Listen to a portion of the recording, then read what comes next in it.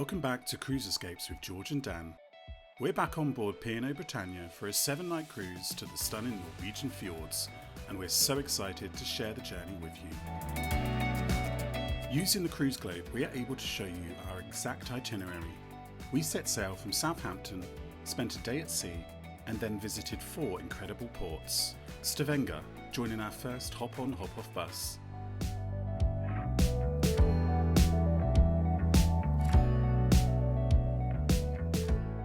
Olden, for kayaking and a rib tour.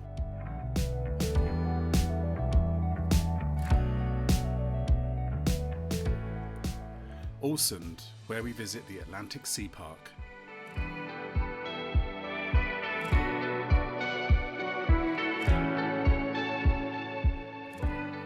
And Haugesund, before heading back home with one final relaxing sea day. We stayed at the Epicurean Southampton airport the night before, just £45 and 15 minutes from the cruise port. We used CPS Parking again, which was so easy. You just drive up, drop your keys and they handle the rest. We highly recommend booking in advance. Check-in at Ocean Terminal was busy but steady, queues were long but always moving, and we were on board in about 45 minutes.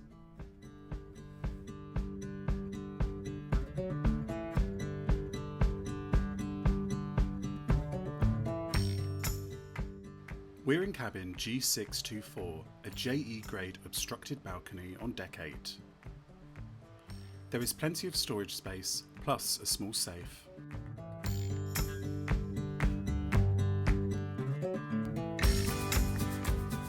The bathroom is just the right size, with a glass door for the shower and the standard white company toiletries.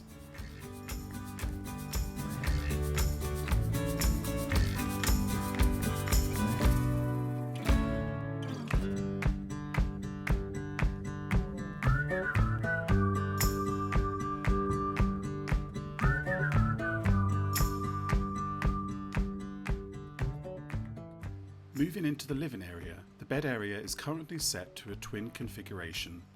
Unfortunately, there is only plug access on the right side. There is a large TV with access to on-demand shows and films.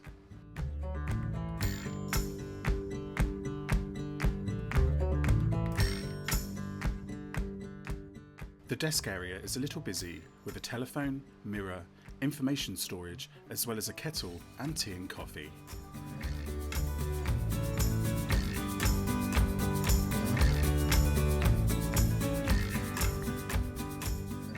The balcony provides a decent view, though not the best if you're hoping for uninterrupted fjord views from the cabin.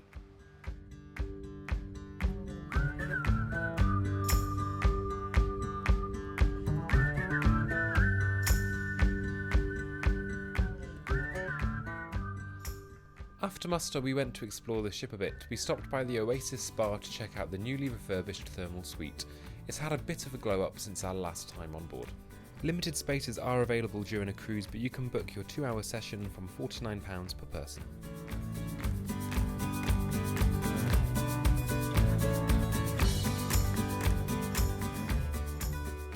We headed up to the top deck to see the new Sailaway party, but it was pretty full on. Great if you love the buzz, but we decided to slip away to the Sunset Bar at the aft for a quieter drink as Britannia sailed out to Southampton.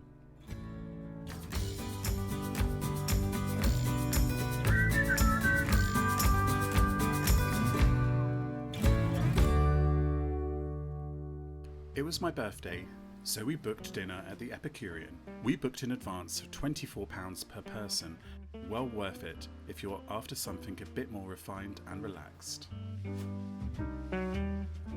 For starters, our table had the slow-cooked ox cheek, the celeriac and white truffle oil soup, the Alaskan snow crab and salmon caviar cocktail, and the roasted red pepper parfait, one of my favourites at the Epicurean. For mains, we had the Australian Black Angus sirloin steak and the maple glazed saddleback pork T-bone. For dessert, our table had the apple berry crumble, the lemon meringue tart, and the taster plate for 2. After a brilliant first day, we headed back to the cabin to relax and get ready for a chilled day at sea.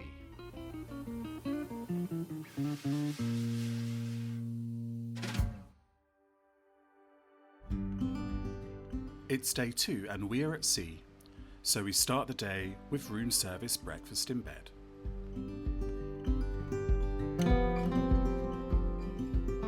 A bit later we headed down to the Peninsula restaurant for lunch.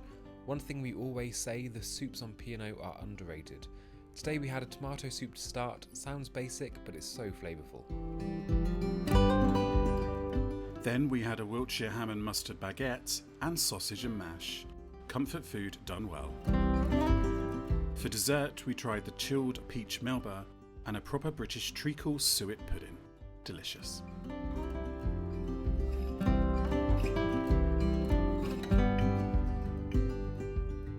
In the afternoon we headed to the atrium and grabbed drinks from the Market Cafe.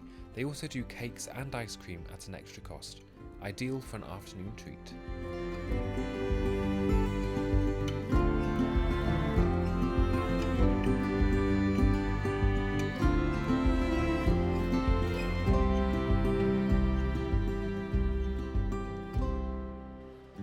After a bit of exploring around the shops, we joined a music quiz in Brody's.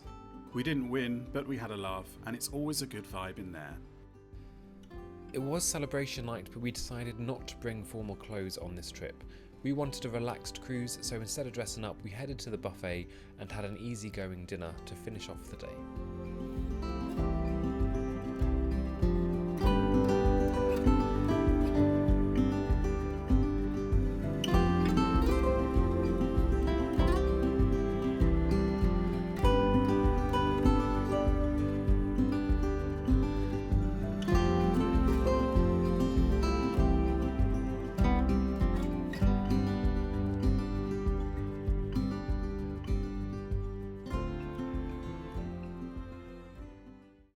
Day 3 and we arrived in Stavanger. It's a really nice blend of historic charm and modern culture with its old wooden houses, a lively harbour area and loads of interesting museums. We booked the hop on hop off bus through Get Your Guide. It was £36.24 per person at the time of booking. It's a great way to cover a lot without too much walking, especially in changeable weather. The route includes stops at Stavanger Cathedral, the Art Museum, the Royal Residence, and of course, where we are headed today, the Swords in the Rock.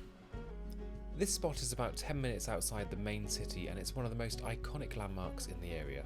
These giant bronze swords stand 10 metres tall, embedded in solid rock by the edge of the fjord.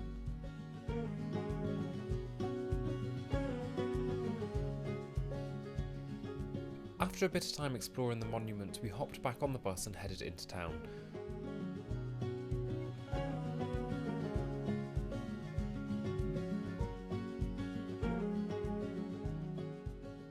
We didn't get off again, but if it's your first time here, the old town known as Gamle Stavanger is a must.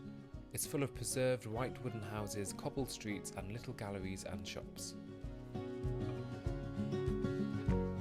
Back on board we had lunch at the Glass House in the atrium.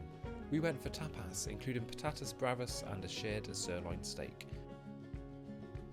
A specialty restaurant we were charged by the dish. The Glass House is definitely one of our favourites.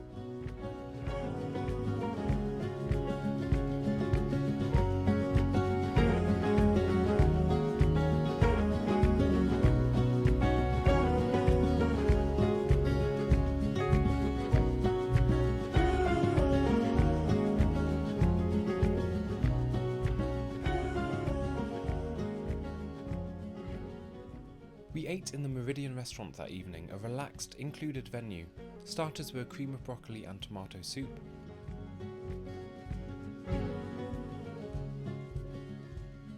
Mains were spaghetti bolognese and spinach, pea and ricotta cannelloni. And for dessert, we tried one of the signature selection dishes, the Very Berry Eton Mess. It's £3.95 extra and was definitely worth it.